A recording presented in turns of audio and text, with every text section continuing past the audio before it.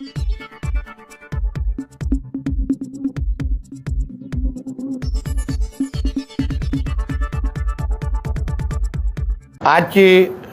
पत्रकार परिषद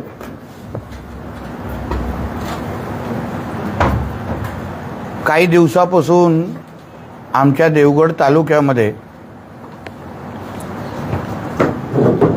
काही ग्रामसभा किंवा काही गावांमध्ये इंदळे मुंडगे अशा काही आमच्या गावामध्ये बैठका होत आहेत आणि लोकांमध्ये एक संभ्रमाचं वातावरण तयार करण्याचा प्रयत्न होतो आहे।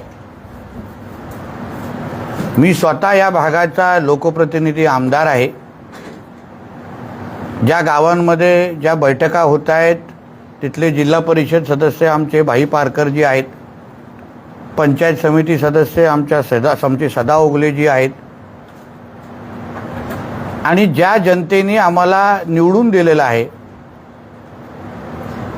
त्या जनतेशी आम्ही बांधील आहोत, कारण का आम्ही त्यांचे सेवक आहोत आणि आमच्या जनतेला कुठल्याही पद्धतीने त्रास होत असेल,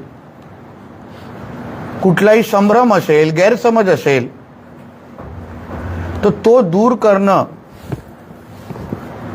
हे आमचं कर्तव्य म्हणून मी आज ही पत्रकार परिषद आम्ही घेतो आहे। मी राज्य सरकारचा प्रतिनिधी म्हणून, कॅबिनेट मंत्री म्हणून आणि या जिल्ह्याचा पालकमंत्री म्हणून पण माझ्या जनतेशी संवाद साधण्याच्या निमित्ताने आज आपल्या सगळ्यांना बोलवलेलं आहे। मुळामध्ये ज्या निमित्ताने आमच्या जनतेमध्ये संभ्रम निर्माण केला जातोय की असा कुठला तरी न्यूक्लिअर प्रकल्प आमच्या देवगड तालुक्यामध्ये येणार आहे ज्याच्यामुळे आंबा, काजू सगळं नष्ट होणार आहे, सगळं राख रंगोळी होणार आहे, अशा पद्धतीची भाषणं आणि अशा पद्धतीची संभाषणं गावा पातळीवरच्या बैठकीमध्ये होत आहेत। मुळात या जिल्ह्याचा पालकमंत्री म्हणून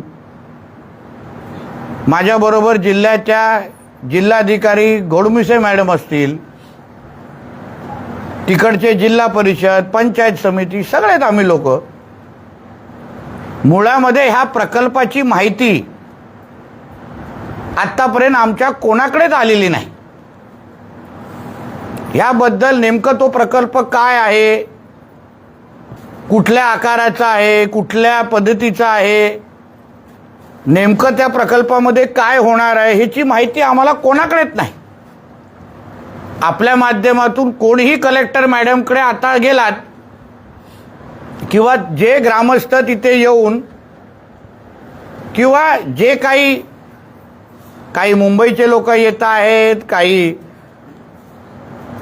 भारताविरोधात काही जे शक्ती काम करतात, कोकण विरोधात जे काही शक्ती काम करतात, ज्यांना बाहेरच्या देशातून पैसे दिले जातात की भारताविरोधात तुम्ही असं कुठलाही विकासात्मक काम होत असेल तर त्याला विरोध करण्यासाठी ह्या लोकांना पगार दिला जातो, ते काही लोक माझ्या देवगडमध्ये फिरायला सुरू झालेले आहेत। त्याचा मुळात त्यांना मी सांगेन, जे माझी पत्रकार परिषद 100% ऐकत असतील किंवा नंतर तरी ऐकतील, तर तुम्हाला सगळ्यांना मी आवाहन करीन, आपण कृपया जिल्हा प्रशासनाचे प्रमुख म्हणून आमच्या जिल्हाधिकारी मॅडमकडे जावा। आम्ही भारतीय जनता पक्षाचे कार्यकर्ते आहोत म्हणून कदाचित तुम्हाला आमच्याशी बोलण्यासाठी किंतु परंतु असेल, पण तुम्ही आमच्या जिल्हाधिकारीकडे जावा, मॅडमला विचारा, बाबा होणाऱ्या प्रकल्पाबाबतीमध्ये तुम्हाला काय माहिती आहे का, हा प्रकल्प कसा आहे ह्याची काय थोडी तरी माहिती राज्य सरकारकडून आली आहे का, आणि त्यांचं जे उत्तर येईल त्याच्यावर आपण पुढचं बोलू। पण मुळामध्ये ज्या प्रकल्पाची माहिती कोणालाच नाही, कोणाकडेच नाही, त्या बाबतीमध्ये आमच्या शांत आणि समृद्ध असलेलं आमच्या देवगड तालुक्याचं वातावरण का खराब केलं जात आहे, हा प्रश्न मला त्या सगळ्या जणांना विचारायचा.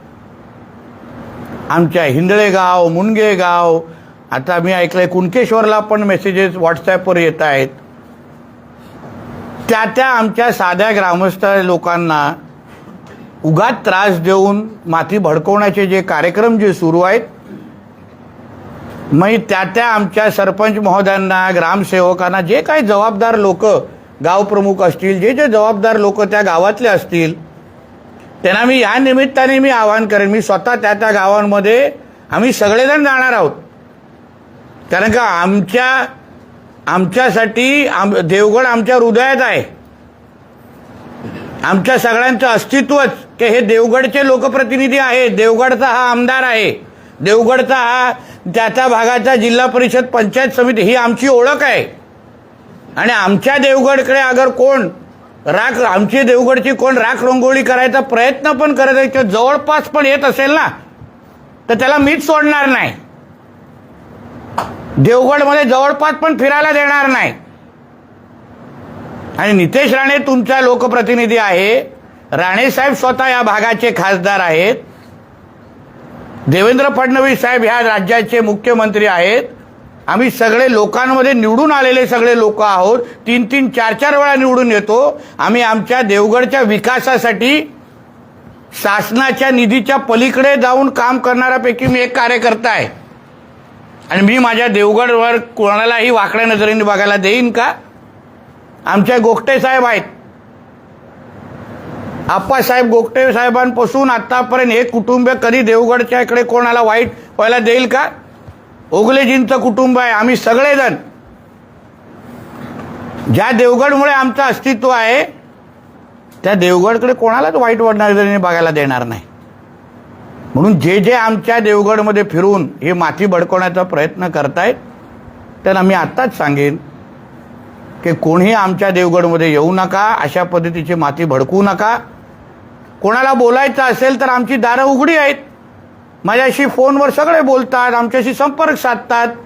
काही ग्रामसभेना स्वतः भाई पारकर जिल्हा परिषद सदस्य म्हणून गेले आहेत, आमचे ओगले साहेब केले, ते स्वतः बोलले चला आपण पालकमंत्र्यांकडे जाऊ, चला आपण जिल्हाधिकाऱ्यांकडे जाऊ. काही लोकांना जिल्हाधिकाऱ्यांकडे हे घेऊन पण गेले.